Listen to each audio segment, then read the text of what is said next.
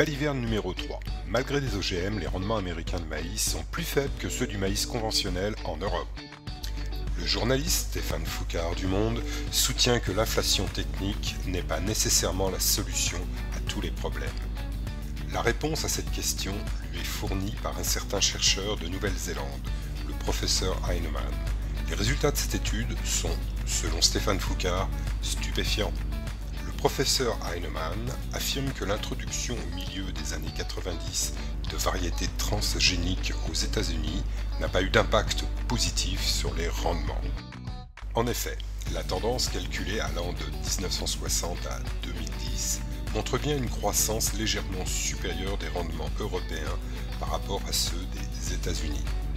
Toutefois, l'analyse de la courbe amène de sérieux doutes. Le chercheur néo-zélandais a fait ce que les anglo-saxons appellent le cherry picking, la cueillette de cerises, c'est-à-dire une méthode qui consiste à sélectionner les seuls chiffres qui vont conforter une opinion préétablie.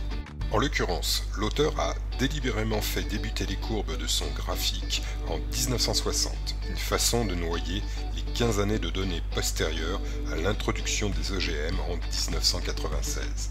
Quand on fait débuter la courbe en 1996, date des premières cultures de maïs OGM aux États-Unis, les gains de rendement sont divisés par 2 en Europe, tandis qu'ils augmentent nettement outre-Atlantique. Le professeur Heinemann a donc tout faux.